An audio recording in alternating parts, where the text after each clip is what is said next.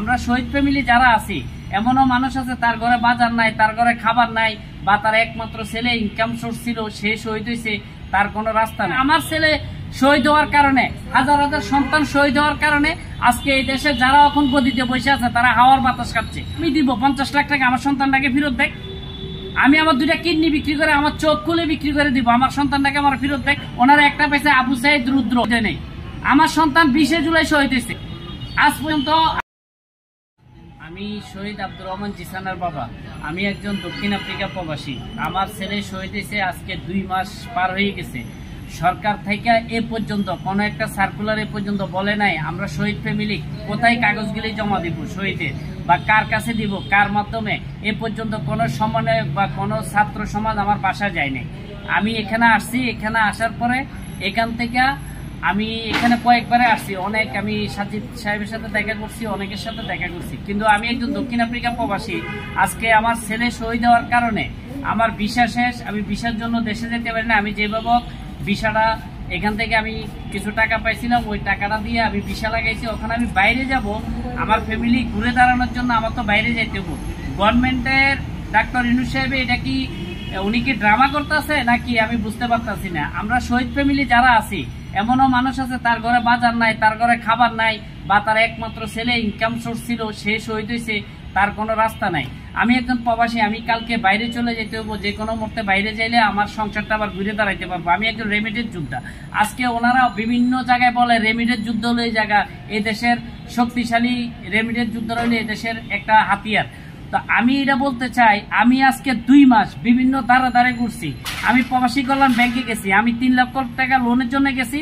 আমার পাসপোর্টে আর এনআইডিতে একটু নাম ভুলের জন্য আমার টাকাটা দেয় নাই, ঠিক আছে, দেয় নাই। কিন্তু এই যে শহীদ ফ্যামিলির শুনতে আছি 5 লাখ টাকা দিবে, একটা শহীদের জীবনের মূল্য তো 5 লাখ টাকা না। তারপরে ওনারা দিবে বলছে, ঠিক আছে, কবে দিব, কার কাছে দিব? এই যে আমার ছেলেদের শহীদ হয়েছে, আমরা এই ডকুমেন্টগুলি দিয়ে বিভিন্ন দপ্তরে আমরা ঘুরছি, অনেকজন লোক আমাদের পাশে যায়নি, আমাদের বাসায় যায়নি।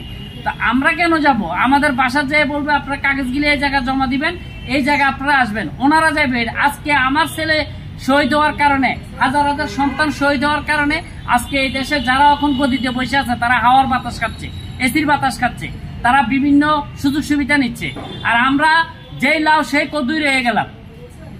আমার একমাত্র সন্তান, আমার সন্তান, ওনারা কি 10 কোটি টাকা দিয়ে আমার সন্তানটা আমি দিব 50 লাখ টাকা আমার সন্তানটাকে ফেরত দেখ। আমি আমার 2টা কিডনি বিক্রি করে, আমার চোখ খুলে বিক্রি করে দিব, আমার সন্তানটাকে আমার ফেরত দেখ। দিতে তো পারবে না। তো ওনারা কেন আজ পর্যন্ত ওইরকম একটা সার্কুলার দেয়? আপনারা এই জায়গায়, আমি ঢাকা বিশ্ববিদ্যালয়ে দাঁড়াইতেছি, আমি এই জায়গায় না হলে আজকে 2 মাস ধরে অনেকের দ্বারা অনেকের পাশে আমি গেছি, কিন্তু কেউ আমার নির্ধারিত ওইখানে লিস্ট নিচ্ছে শহীদ ফ্যামিলিদের। আবার নিশ্চিত না আমরা শহীদ ফ্যামিলির লোকেরা সারা বাংলাদেশ বলছে টাকা দিব, ওরা কিছু লোককে 2-1 লাখ টাকা করে দিয়ে সব ফ্যামিলি টাকা পায়নি। এটা ওনাদের ব্যক্তিগত ব্যাপার। আমি যেটার জন্য প্রবাসে ফেরত যেতে চাই আমার কর্মস্থলে, কিন্তু ওনারা যেভাবে এই যে বলতে আছে করবে, কবে করবে? অলরেডি 2 মাস পার হয়ে গেছে। শহীদ ফ্যামিলিদের পাশে ওনারা, আমার বাসায় আমি জানি না কার, ওনারা একটা পেয়েছে আবু সাইদ রুদ্র নেই। আমার সন্তান 20 জুলাই শহীদ হয়েছে। আজ পর্যন্ত আমার বাসায় কেউ যায় না, কোনো খোঁজ খবর নেই। তা আমি বলতে চাই ডাক্তার ইরশাদকে বা যারা সমন্বয়ের কাছে উপদেষ্টা আছে ওনাদেরকে আমি জোর হাত তুলে আমি বলতে চাই, আমি একজন রেমিডের যোদ্ধা, আমি আমার কর্মস্থলে ফেরত যেতে চাই। আপনারা অতি দ্রুত এটার ঘোষণা দেন, কই কাগজপত্রগুলি আমরা জেনুইন ভাবে জমা দিব, কই থেকে আপনারা কার্যক্রম চালাবেন, শহীদ পরিবাররা আপনারা কই থেকে সহযোগিতাগুলি দিবেন, এটার একটা ঘোষণা আপনারা। অনেক মানুষ জানে না, অনেক মানুষের ডেথ সার্টিফিকেট নাই, অনেক মানুষের এই যে লাশ মারা গেছে তার লাশও মারিয়ে দিতে পারে নাই। আপনারা ড্রামা করবেন না জাতির সাথে। জাতির সাথে যদি আপনারা ড্রামা করেন, আমেরিকার চেয়ে খারাপ পরিণত হবে। আপনারা যে আওয়ামী লীগ তো পলায় গেছে, যদি ড্রামা করেন এই দেশের লোক কিন্তু আপনাদেরকে, শহীদ ফ্যামিলি আপনাদেরকে মাফ করবে না। শহীদ ফ্যামিলি হয়তো লড়াই আপনাদের সাথে করতে পারবে না, কিন্তু তাদের আত্মার, তাদের যে ফ্যামিলি কষ্ট, এটার অভিশাপ আপনারা নিয়েন না।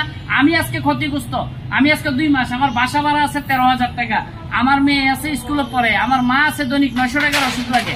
আমি একজন রেমিডেন্ট, আমি বিদেশ থাকলে তো আমার ছেলে যদি শহীদ নইতো আজকে এই সমস্যাটা আমি পড়তাম না, এই দ্বারা আমার ঘুরতে হইতো না। আমি দৈনিক এখানে আসি, আমার একটা খরচ আছে, আমি দৈনিক এখানে আসি, এখানে যাই, এখানে আসি, এখানে যাই, কেউ নিতে এখন মনে একটা তথ্য দিচ্ছে না আমরা অমুক জায়গা থেকে শহীদ ফ্যামিলির ডিটেলস গেলে নিচ্ছি, বাটিটিস গিলে হচ্ছে। ওনারা একবার বলে 600 মারা গেছে, একবার বলে 800 মারা গেছে। আরে ভাই, যাত্রাবাড়িতে রাজপথে আমি ছিলাম, এই শাহবাগের রাজপথে আমি ছিলাম। 3 তারিখ, 4 তারিখ, 5 তারিখ সর্বপ্রথম যাত্রাবাড়ি থানার সামনে গেটে আমি ছিলাম। আমি এই 2টা পোস্টার নিয়ে আমি সারাক্ষণ দাঁড়ানো ছিলাম রাত 8টা পর্যন্ত। আজকে আমার ফ্যামিলি আস্থা বসার মতো। আমি এমন একটা পর্যায়ে আছি, আমি তোর কাছে হাত পাততে পারবো না ভাই, আমার 100 টাকা দেন। আমি চাই আমি যেন